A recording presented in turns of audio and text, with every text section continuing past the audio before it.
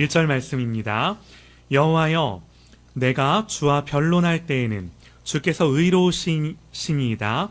그러나 내가 주께 질문하옵나니 악한 자의 길이 형통하며 반역한 자가 다 평안함은 무슨 까닭이니까.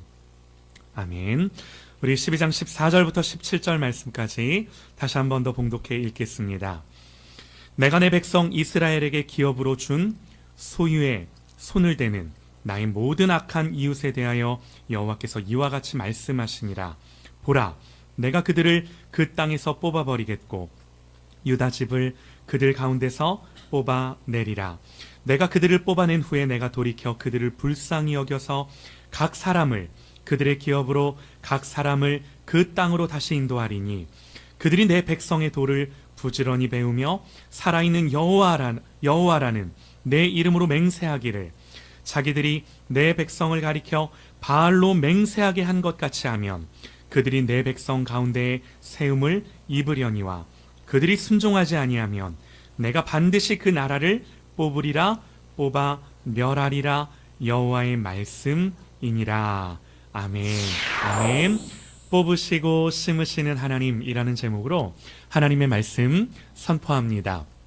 뽑으시고 심으시는 하나님이라는 제목으로 우리 하나님의 말씀 듣겠습니다. 자, 여러분들 저를 보십시오. 네, 눈을 크게 뜨셔야 됩니다. 일단 예배의 시작은 눈을 크게 뜨는 겁니다. 여러분 보세요. 우리는 하나님이 사랑이시다, 하나님이 은혜로우시다 고백을 합니다. 맞습니다.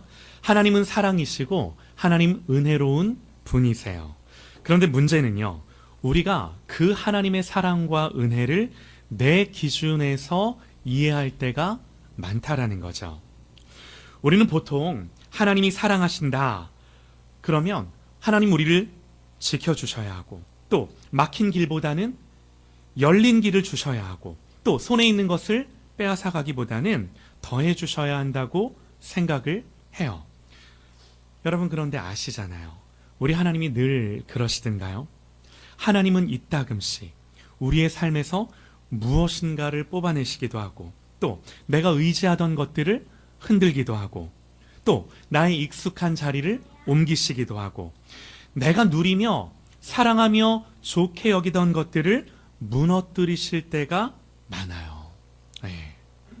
여러분, 그때 우리의 마음에 제일 먼저 올라오는 반응이 뭔가? 원망과 답답함일 때가 많죠. 아, 하나님 왜 이러시지? 하나님 사랑이시라며, 하나님 선하시다며. 여러분, 그런데요, 생각해 보셔요. 여기서 진짜 문제가 뭔가요? 하나님이 사랑이 아니시거나 하나님이 선하지 않으신 게 아니라 우리가 하나님의 사랑과 은혜를 오해한 건 아닐까요?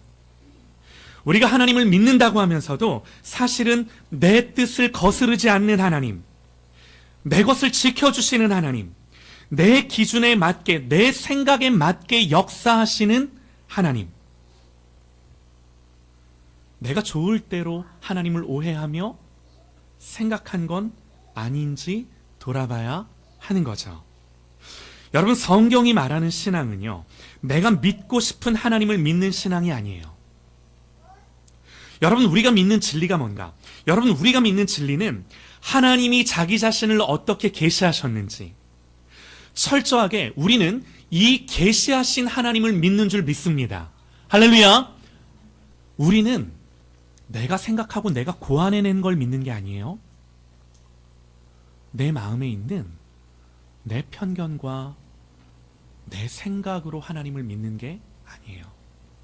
철저하게 하나님이 우리를 66권 성경의 말씀 안에서 당신을 뭐라고 우리에게 가르쳐 주시는가, 이 계시하시는 하나님을 믿는 진리, 이게 우리가 믿는 진리죠. 너무 중요해요. 여러분, 우리는요, 얼마든지 언제든지 너무나 쉽게 성경이 계시하시는 하나님이 아니라 내 마음이, 내 생각이 만들어낸 하나님을 신앙하며 살아갈 때가 많을 수 있다라는 거예요. 네. 여러분, 내가 하나님을 판단하는 것이 아니라 하나님의 말씀이 나를 판단하는 것. 여러분 보세요. 내가 하나님을 내 손바닥 위에 올려놓고 분석하는 게 아니라 하나님 앞에 엎드려 주님을 예배하는 것, 하나님의 말씀을 듣는 것.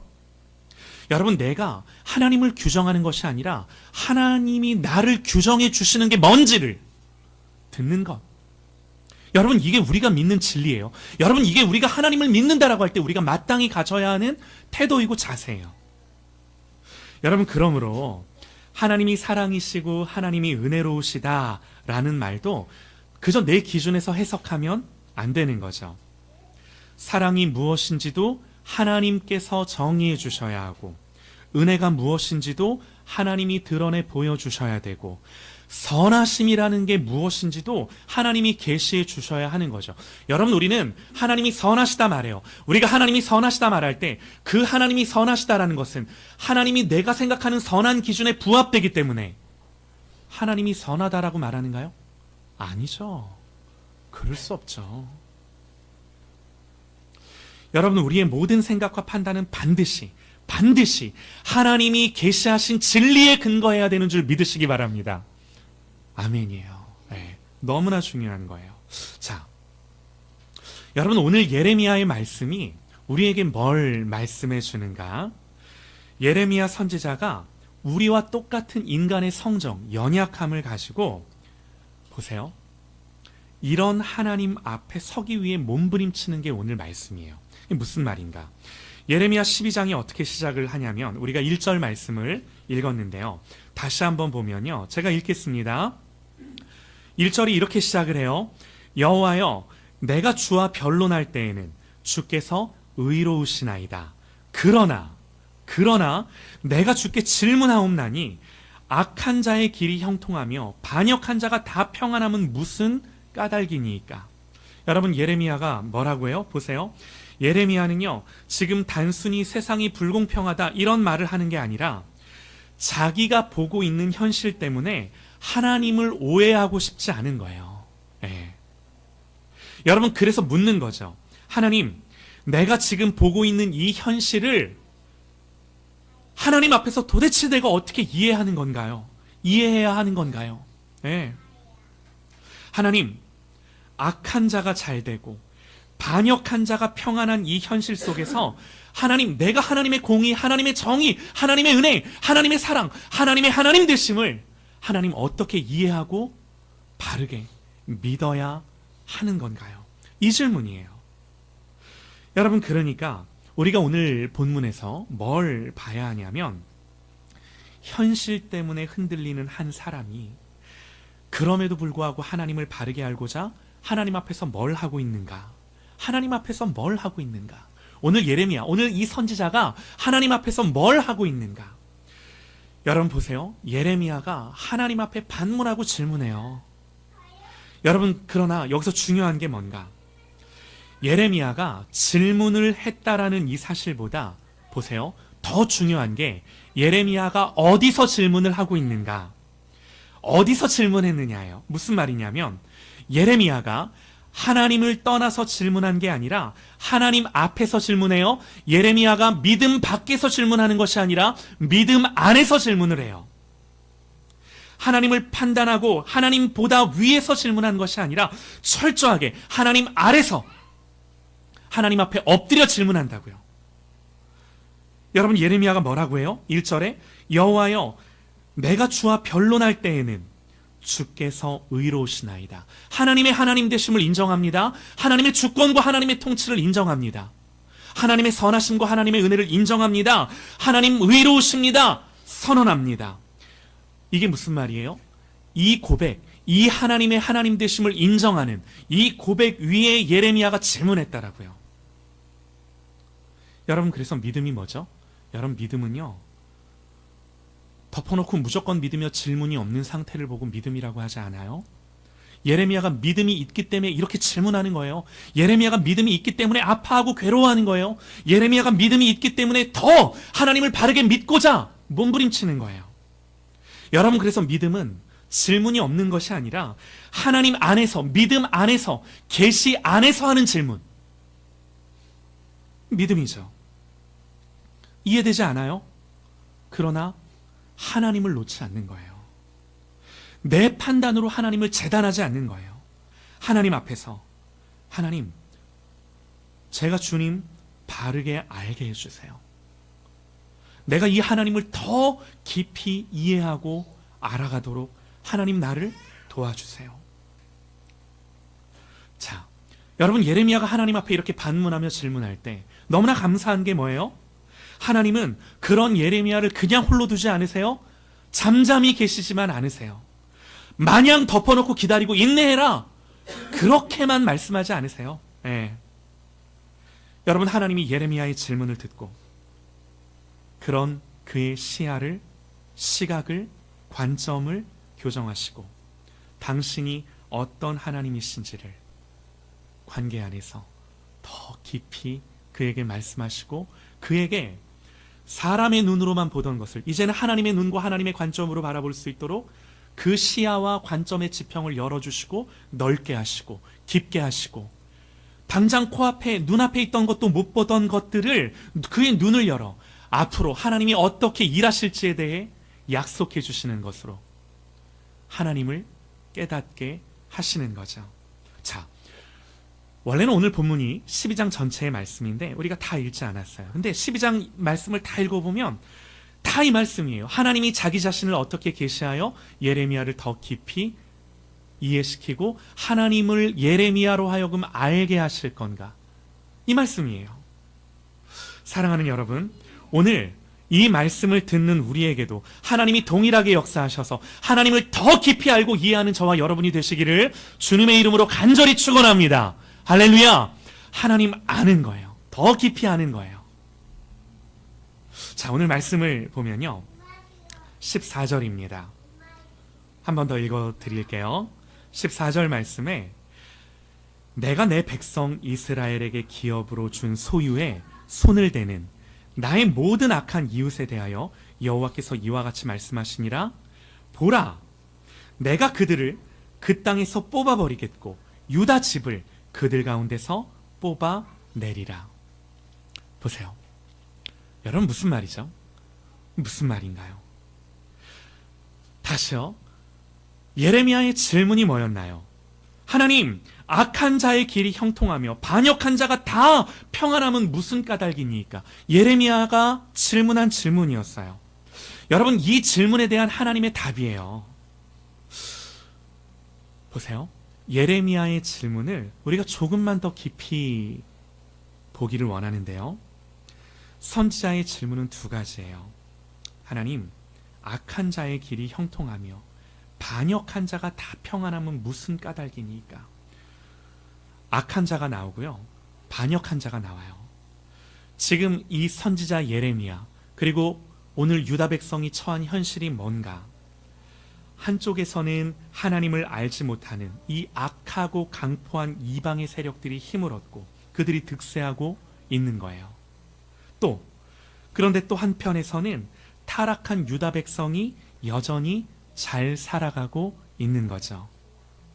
이 유다 백성들, 하나님의 백성들이라 일컬음 받는 이들은 언약을 파기했고요, 하나님을 떠나 대놓고 하나님이 아닌 우상을 섬겼죠. 그런데 이상한 거예요. 왜 아직도 이들이 그대로 있지? 왜 아직도 이들이 버티고 있지? 오히려 이들이 여전히 계속해서 평안히 살아가고 있지? 여러분, 그러니까 예레미야의 질문이 뭐예요? 하나님, 세상이 왜 이렇게 불공평한가요? 이 정도 수준이 아니라, 하나님, 이런 내 눈에 보이는, 내 피부에 와닿는 현실 속에 도대체 하나님의 공의와 정의를 내가 어떻게 더 깊이 알 수 있나요? 이 문부림이라고요. 정말 예레미야, 선지자의 마음, 선지자의 심장이 터질 것 같고 그의 뼈가 썩을 것 같은 질문이에요. 네. 너무나 괴롭고 아픈 질문들. 여러분, 그래서 이 고통 속에 질문하는 이 질문을 하나님이 듣고 14절부터 하나님이 답을 하시는데, 다시 14절 말씀을 보면 하나님이 답을 해요. 내가 내 백성 이스라엘에게 기업으로 준 소유에 손을 대는 나의 모든 악한 이웃에 대하여 여호와께서 이같이 말씀하시니라. 보라, 내가 그들을 그 땅에서 뽑아버리겠고, 나의 모든 악한 이웃이라 표현을 해요. 이건요, 하나님 백성을 건드리고 하나님이 자기 백성에게 준 기업에 손을 댄 이방의 세력들을 가리켜요. 하나님이 그들을 뽑아내시겠대요. 반드시 심판하시겠대요. 그런데 하나님의 말씀이 거기서 끝나지 않아요. 하나님 또 뭐라고 말씀하세요? 유다 집들도 그들 가운데서 뽑아내리라. 유다도 내 백성도 그들 가운데 함께 뽑아내리라, 이 말씀하신다고요. 그러니까 하나님 예레미야의 질문에 답을 하시는 거예요. 야, 예레미야야, 네가 본 그 이방 내가 다 보고 있어. 내가 다 알고 있어. 네가 본 그 유다 백성의 타락 내가 그것도 알아. 저들이 여전히 잘 살고 있는 것 같고 평안한 것 같고 그렇게 보이니? 아니, 내가 반드시 뽑아낼 거야. 여러분, 이게 하나님의 첫 번째 대답이라고요. 내가 반드시 심판할 거야. 할렐루야. 내가 반드시 심판할 거야. 여러분, 이게요, 이 땅을 살아가는 하나님의 백성들을 향한 하나님의 첫 번째 대답. 나는 심판하는 하나님이야. 네. 여러분, 여기서 우리가 뭘 할 수 있어요? 뽑으시고 파괴하시고 무너뜨리시는 하나님, 반드시 악을 제거하시고 하나님의 하나님 된 공의와 정의를 반드시 실행하고야 마시는 하나님. 여러분, 이게 성경이 계시하여 우리로 하여금 믿으라는 하나님, 선하시다, 은혜로우시다, 사랑이시다, 이 모든 하나님의 성품과 함께 반드시 심판하시며 악을 제거하시는 하나님. 여러분, 이 하나님이 우리가 믿고 신앙하는 하나님이라고요. 여러분, 우리의 마음이 어떠해야 되죠? 정말로 경외하며 두려워하며 두렵고 떨림으로 반응해야 하는 하나님. 여러분, 그래서 이방의 악함도 또 유다의 타락도 열방의 강포도 심지어 자기 백성의 반역도 하나님 절대로 그냥 놔두지 않으세요. 여러분, 이게 하나님의 공의예요. 하나님의 공의예요.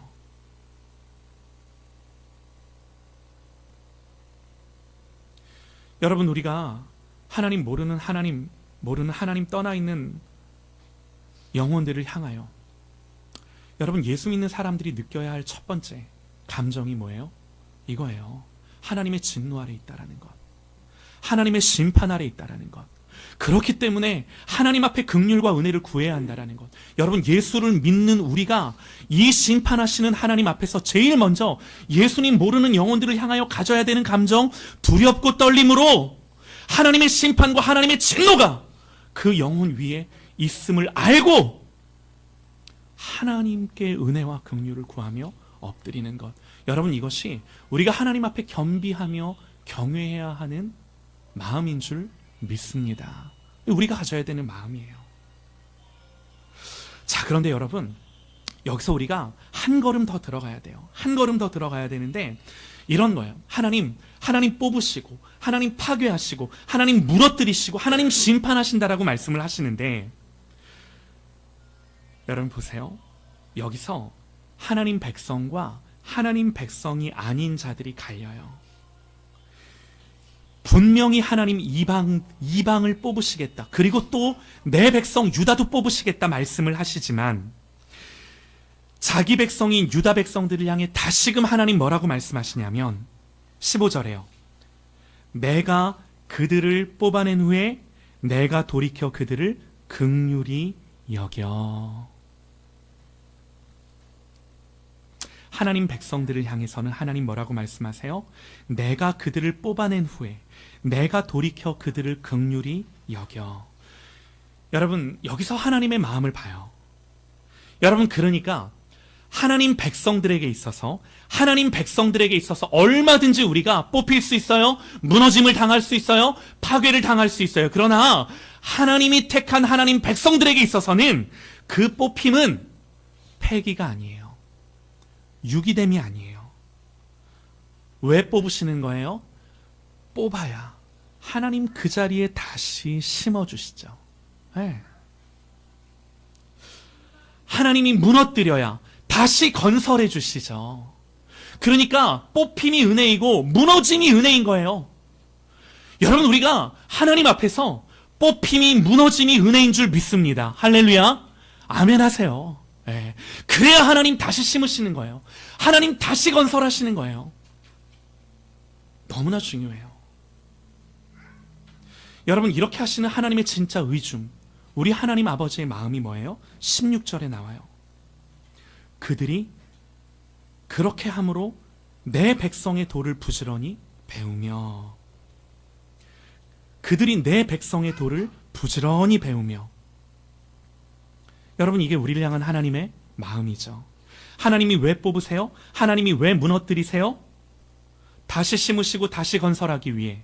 그렇게 함으로 내 백성, 내 자녀들이 하나님의 도를 제대로 정확하게 배우게 하게 하시려고. 은혜죠. 여러분, 그러니 하나님 백성은 뭐라고 해요? 오늘 예레미야와 같이 반응하는 거예요.